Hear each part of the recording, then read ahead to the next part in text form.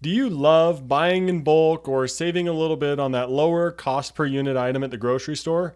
Well, you might just be throwing all of that savings directly into the trash.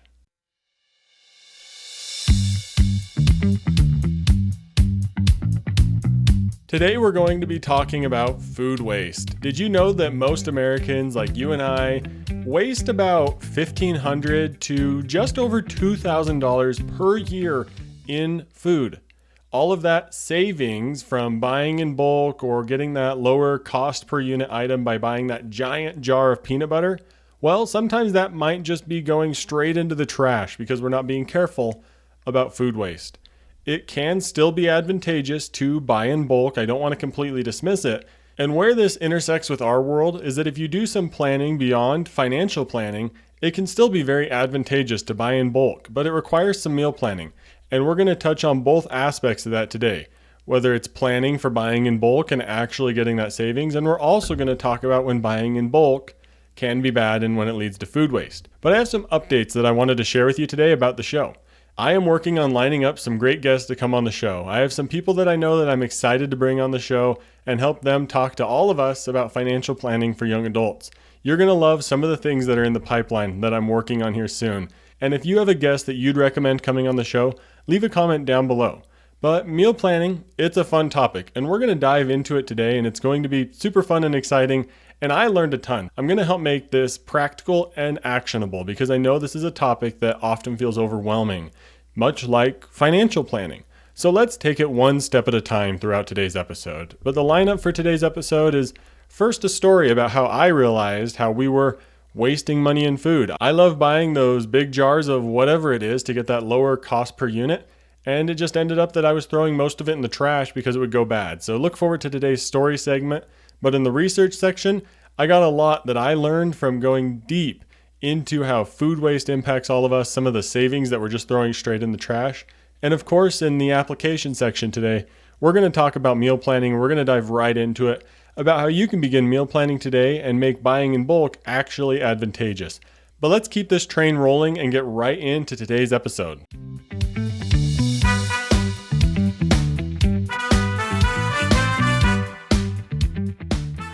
So just like everybody else, I also want to save money on groceries because groceries are an extremely costly area. I think each and every one of you know that.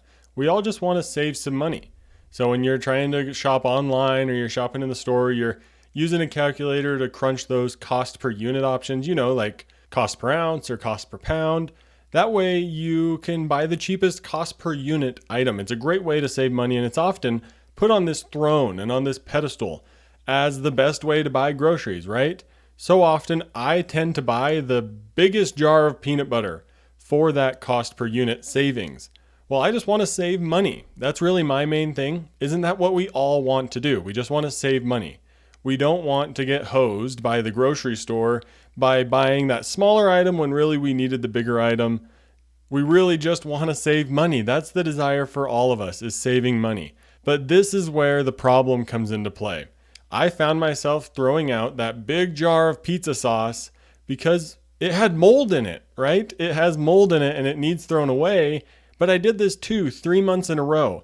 I started to notice a pattern, and I thought, do I really need this gigantic jar of pizza sauce when I'm throwing half of it away?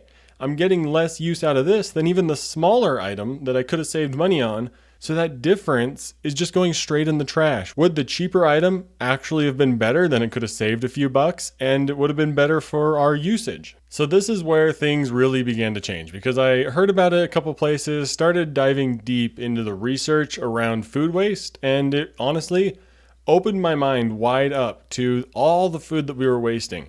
It is a much bigger deal than any of us realize. And in today's research segment, you're going to learn that as well. But I was shocked to learn how much food everyone is typically wasting and how much money goes into just trash. Honestly, we put so much money that we spend on groceries into complete trash. And today's research segment is going to dive deep into the details on how much we waste. And I figured since this is an area that is so prevalent in my life with grocery savings, that it's going to be something that we all want to benefit from. And I'm excited for this to be an area that we can clean up and get a lot of our money back and spend it on other things that we enjoy. So get yourself thinking now. Where would extra money from food waste actually benefit my budget? Because I'm going to share the specific number here in a little while, but let me tell you, it's pretty shocking. But ultimately, I think for us, the result of this is going to be figuring out a better inventory system. I think that's going to be the gateway to save money for us. We do a good job meal planning. My wife and I have meal planned since the beginning of our marriage. We started small and now we do it a whole month at a time. That isn't so much where we struggle. But where we struggle is lunches and dinners and those sort of things where you're using a jar of sauce or something to make a lunch every few days instead of regularly. It's those sort of areas where our inventory system is extremely lacking. We don't often buy too much food, so an inventory system is going to help us with keeping track of the food that we do buy. And then we know when we use it, we can keep track of usage details. I'm working on this right now, so it's something that I'm going to be excited to continue to share with each and every one of you. But I'm excited to save that money. And guess what? It's probably going to be around $2,000, $1,500, something significant like that. Isn't something to scoff at and put away. And we're going to talk about that in the application section today. But I want you brainstorming now some ways that you could use $2,000. Because for us, that's going to make a big difference in some of our savings goals. Think about debt. Think about where you're saving money. But that's today's story, is really how I was able to understand, hey, we're throwing away the savings that we're trying to make on these giant jars of pizza sauce, of all things. That cost per unit savings is completely negated because that $2 or $3 difference is just going straight in the trash. So think about that the next time you're buying something in bulk and there's a maybe $2 difference, right? So you have the smaller jar that's $4, you have the bigger jar that's $6, but the cost per unit on that bigger jar is so much cheaper. Are you going to use the difference in quantity before it expires and goes bad? Because if you're not, that savings and anything beyond that is just going straight in the trash. And who wants to take a $5 bill or whatever and just throw it straight in the trash? Hopefully nobody. And if you do want to just throw money straight in the trash, please let me know because I'd be happy to take it for you. But that's today's story. I hope that's helped open your eyes to how you use food and your usage patterns and maybe some of the food that you're just throwing right away. And let's not even get started with leftovers. And that's one of the things we're going to talk about in today's research segment, is how leftovers often get discarded and thrown away, making eating out so much more expensive than you actually realize. So stay tuned for that one.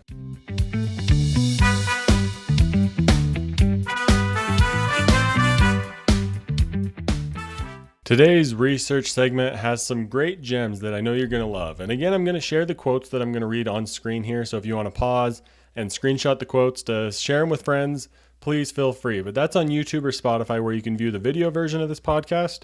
But let's get into today's research segment with the first thing that I want to share from 10 common scenarios where bulk purchasing leads to massive waste. Number 4 was that buying healthy snack foods in bulk can be dangerous. The scenario is that you decide to commit to a healthier lifestyle and you buy this gigantic box of protein bars or several bags of healthy chips or whatever. I know I've done this. Why does it lead to waste? Well, having the huge quantity of any sort of snack food, even a healthy one, can encourage overconsumption. Furthermore, if you discover that you don't enjoy the taste of that protein bar or whatever it might be, you're now stuck with this massive supply of unwanted food that's going to expire, or you're just going to throw it right away. And I've done this in my own life. I've bought the big gigantic box of granola bars for a short hike we're going on, and then over the next few days I just consume them like crazy. Anything like that in excess is not healthy. No matter how healthy these granola bars that are full of sugar and whatever are, over consuming them like that really just can't be good for you. So that's a common scenario, is people will overbuy things like healthy protein bars or whatever they may be, and then just consume them like crazy. So that's one way that it can lead to waste. It can also just lead to obesity because you're over consuming food. The next scenario has to do with purchasing spices in these massive containers. I've done this one too. I'm guilty of all these sort of things. I want to bring them to light for you so that you can see how these might impact your wallet. The scenario is that you find this giant shaker of paprika or oregano for a price that seems much cheaper per ounce than those teeny tiny little store jars. Well, it leads to waste because ground spices lose their potency and flavor relatively quickly. While the huge container may last for years, for most of the time it's going to be stale and flavorless. And this will degrade the quality of your cooking. So it's better to buy those smaller quantities so that you actually use it when it's fresh and available to produce the taste that you want instead of just being like, oh, I have this stale spice, let me throw it out. And then you throw away 3/4 of this massive jar when you could have just used one of the smaller jars that would have stayed fresh longer. And to be quite frank with you, I didn't even know this one, but it makes sense. You don't need that massive, massive container of paprika that's like the size of your head that's going to last for the rest of your lifetime because you don't use that much paprika. So that's something you just need to consider when you're buying things like spices. Maybe those tiny containers are good because you're only using half a teaspoon of it at a time, and it lasts forever. The next scenario is all about committing to a new product. The scenario is that, say you want to try a new coffee, cereal, or laundry detergent, or whatever it may be. So you see the best value written across the packaging, and it's this massive bulk item. Well, it leads to waste because it's a classic bulk buying mistake. If you try something new and dislike it, whether it's the taste, the scent, or the way it works, you're now stuck with this large quantity of something that you don't want to use. So just start with the smaller item first if you're trying something new. Try things in small amounts, and then you can commit to buying it in bulk. And it's not always about the cost per unit every single time. This is something that I have had to learn. You don't always have to buy the biggest thing on the shelf. And of course, my wife knew this long before me, and she tried to convince me to buy smaller quantity items. So yet again, putting it out there publicly, my wife was right. But this is for each and every one of you. So consider maybe not buying that giant bulk item the next time you're trying to buy something brand new. This next quote I want to talk about is how you can be selective in your bulk buying to be smart with your bulk buying. It says that bulk purchasing is a powerful tool for saving money, but it requires strategy and self-awareness. It's most effective for true non-perishables and items that your household uses consistently and constantly. Before committing to large quantities of things, honestly evaluate your storage space, your consumption habits, and the product's true shelf life and stability. Avoiding these common scenarios where bulk buying leads to waste will ensure that your efforts to save money are successful, keeping both your budget and your pantry in good health. And this is all about self-awareness. It's honestly the first step to getting started with this. And we're going to get into how you can meal plan and really get into the weeds with all of this. But buying in bulk can make sense. And when you begin to plan and realize where that can make sense, because for us, buying in bulk in terms of vegetables makes no sense. We only buy vegetables right at the beginning of the month with our main grocery order because that's when we put those meals so that those vegetables don't go bad. It's all about self-awareness. And evaluating your home and your actual usage needs is a huge deal, and it can make a huge difference in terms of what you actually need to buy versus what you're actually using. The next article talks about when stocking up leads to waste. This quote says that buying in bulk feels smart. I would agree. More products for less money, fewer trips to the store, and a sense of preparedness. But the hidden catch is that buying in bulk when not done with a plan often leads to waste. Your overflowing cart at a warehouse store may look like a true budget win, but if half of the food spoils before you use it, it's costing you more in money, resources, and environmental impact. I have long been concerned that warehouse stores tend to impact our wallets negatively because people get the perception that they're saving money by buying in so much bulk, but then they never actually use the food that they purchase, or it goes bad, or it just sits there and never gets used for years and years and years, and eventually just gets thrown away because you move and you don't want to take it with you, or you don't have the storage space for it anymore. But this happens even at your regular neighborhood grocery stores, or maybe like a bigger grocery store like Walmart, or any other store you can think of to buy food. It leads to more waste when you buy in bigger quantities without having a real plan behind it. As I was writing this episode, I thought about the fact of I wonder what would happen if Costco or Sam's Club increased the size of their shopping carts just slightly. I bet they would see a great increase in profit margins and everything like that, because if there's a little more room for people to fill their carts, I'm sure people would want to fill it. So that's the kind of mindset we need to be careful of, and the kind of mindset that we need to avoid. Are we filling a cart just for the sake of filling it, claiming budget savings even though we really don't know what we're going to use that food for? That's the thing you need to be careful of. Most households don't have enough freezer space to stockpile bulk items for the true long term. And even if you do, food gets forgotten and stuff suffers from freezer burn. No one likes freezer burn. That's still just creating waste, even if you have this massive deep freeze. This next quote talks about the psychology of abundance. When your pantry is full, it's easy to overconsume and forget what's hidden in the back. Bulk buying can create a sense of abundance that leads to larger portion sizes, duplicate products, and forgotten or neglected items. The psychological effect contributes to waste, and overconsumption attributes to poor health. This psychological effect contributes a lot to waste, and it will also contribute to overconsumption that affects your health.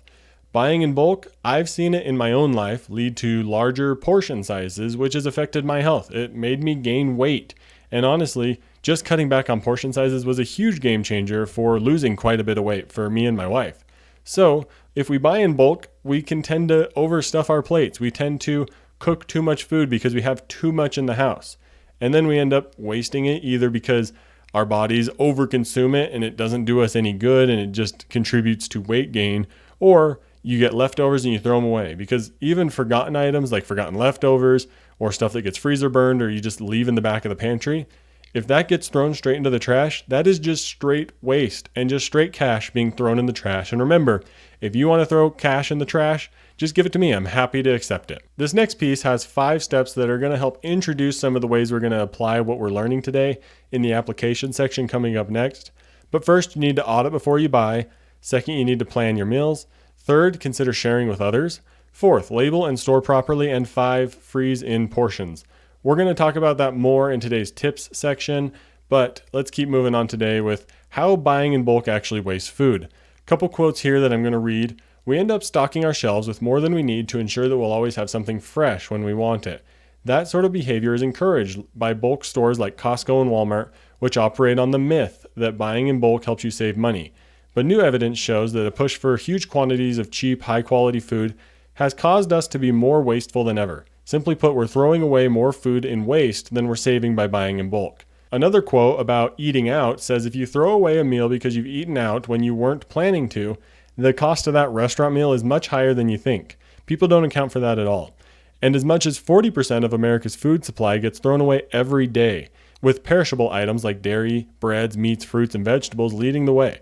The total annual bill of food waste for consumers is $162 billion, which works out to about $1,300 to $2,300 per family per year. Consider that. There's the number.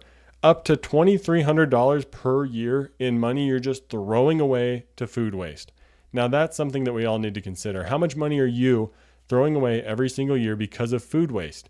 What could you do with that extra $2,000 a year? Just a quick application principle here, a food log can be a great way to just get started with how much money you're potentially wasting with how much food is going in the trash. And now let's talk about our generation and how this impacts us. A recent study highlighted generational differences in attitudes to food waste. A large number of media outlets reported news that millennials were the worst culprits when it comes to throwing away food. The reason? Apparently the obsession with social media and Instagram culture and a live-to-eat attitude or blame. Also, shared living spaces may be one reason that food is wasted in a household, because if you have a small fridge and a little cupboard space that you have to share among people, it can be hard to use it appropriately. Other factors may include busy lifestyles that make it hard for people to plan ahead, whether it's putting in extra hours at work or you're having to change plans at last minute in order to accompany your friends or things like that.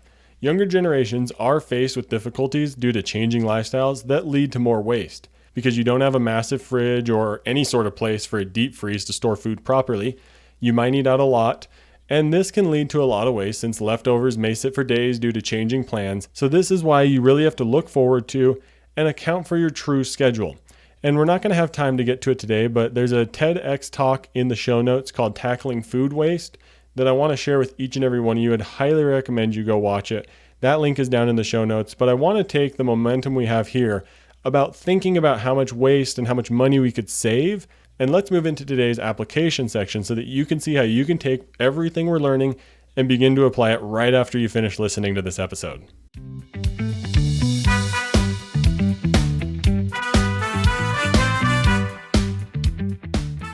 So how do we actually put all of this into practice? Well, the low-hanging fruit is meal planning. It's something you're going to hear when you start talking about groceries and food waste and saving money on groceries. Well, I found an article that has some steps about how you can meal plan, and I wanted to share those with you. First is going to be to take inventory of what you have, and second is going to be to choose what meals you want to make, and then third, create a grocery list. It really doesn't have to be much more complex than that. Start with 1 week at a time. Create a list of recipes or have an old-fashioned recipe book. Consider your schedule, of course. That's important so that you don't overlap it with activities and then you end up throwing your leftovers away. And make sure you're actually using leftovers in your plan. The main thing here is don't try to meal plan it all at once. Do one meal type for 1 week. So think of it like starting with dinner. meal plan your dinners for 1 week and then slowly try to start working in things like lunches and breakfast, because honestly, after 4 years of meal planning, lunches and breakfasts are still a challenging area for my wife and I. It's honestly so hard to plan it all out perfectly. You realize that things are going to adapt and a few things are going to go askew. Your plans are going to change. But ultimately, if you begin meal planning and try to build this habit, that's going to be one of the best ways that you can stop throwing out your hard-earned money with food waste. And an app that I recommend for this, it's called Paprika 3. It's on computer, iPhone, Android, whatever you might have. It has served us great over the years. There's a lot of other apps out there, but I would recommend avoid a recurring subscription app. There's enough options out there that offer a one-time purchase or that are just outright free, that you don't need to pay a recurring subscription for something as plain and boring, honestly, as a meal planning app. They don't do a whole lot, so don't pay regularly for them. Find one like Paprika 3 that gives you just a one-time purchase. But you don't want all the planning that you just did with that meal planning section to go to waste. So how do you avoid the waste? Let's talk about that. Realize that it won't be perfect right away. You won't be perfect at avoiding waste, but we can all do a little bit better. So recognize things that you're throwing away often, like I did. I noticed the pizza sauce was often being thrown away. You're going to begin to recognize patterns, write it down, and that's where you're going to be able to start adjusting. Once you begin to notice patterns, then you can begin to buy in bulk more strategically and have it make sense with your actual overall meal plan. So how do you do this strategically? Well, you need to start by making sure you have proper storage. A fridge isn't this infinite life preserver that we often think it is. It just makes food last a heck of a lot longer, but things can still go bad in the fridge. If we're socking away a ton of money without a plan, we may never use that money, or we may use it recklessly or inappropriately. Same goes for food. If we're stocking away a bunch of food and it's going in the back of our fridge or the back of our pantry, and you're never worrying about it because you never see it, well, that is food that may just go to waste because you never use it. So make sure you plan out your meals before you buy in bulk. And I want to give a tip here about how you could use artificial intelligence chatbots to help plan out your inventory. That way you know what you actually need to buy. Go through your entire home and find all the food you have. Write it down, make an inventory, and then feed that list into ChatGPT or Claude or whatever tool you use and ask it, what meals can be made from this? Here's what I have in my home. Can you help me figure out some recipes that I could use the food that I have to make it last as long as possible? Try that before you go out and try to adjust your entire meal planning system. Use what you actually have at home. I think you'd be incredibly surprised how long that food is actually going to last you. And this is going to help you with avoiding a common trap that happens with meal planning, where you plan out 2 or 3 weeks at a time and you go buy every single thing brand new and you forget everything you've already purchased. So use a chatbot to begin to build a recipe list that's going to actually use the food that you have in your house. And of course, spending money is going to be involved when you start buying groceries. Let's take everything we've learned today and talk about how it impacts each and every one of our wallets. And I want to start out with the big number that has been looming over this entire show. What would you be able to do with an extra $2,000 a year? Take a pause and think about this one. There's a lot that you could do. And now that you have something in your mind, leave a comment. What do you think you could do with an extra $2,000 a year? That's right, $2,000 a year. Could you put it into an IRA and really help get your retirement savings jump started? Could you pay off that credit card debt that is just nagging at you that won't go away? Could you use it to make a big chunk into your student loans and help get rid of your student loans? Could you use it towards beginning that home down payment fund? There are a lot of options out there that you could use $2,000. And I know that for each and every one of us, if you were to be handed a $2,000 check that said avoided food waste, you would gladly do it, because even putting 10 hours or so to get this whole system set up, that's still a rate of $200 an hour that you're making towards your future. And who wouldn't want to be paid that much money? So think about it. If we're able to cut food waste out of our lives, how much would that do for our budget? We could do a lot with that money. And think of it, like I said, in terms of effort for that cost.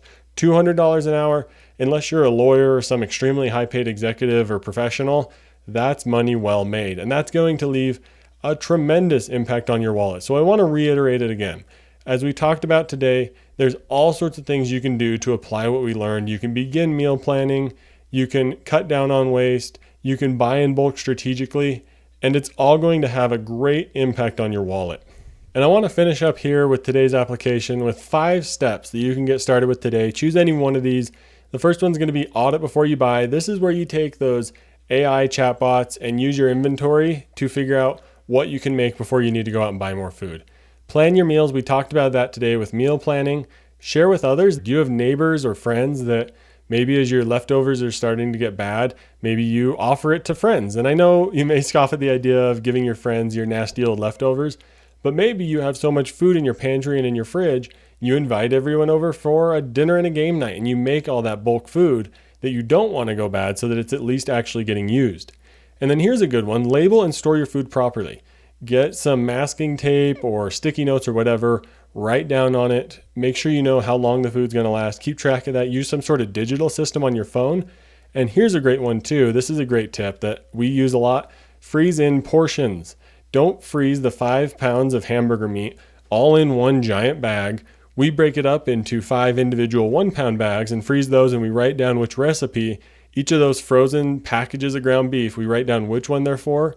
That way we know which one to use. We know which ones have been in there the longest. We don't let something get freezer burnt, so we're making sure to use it in good time. And those are 5 great tips that you can use to apply everything we learned today. And that really does it for today's application section, and that closes out today's episode. We're going to wrap all of this up with a big overview next.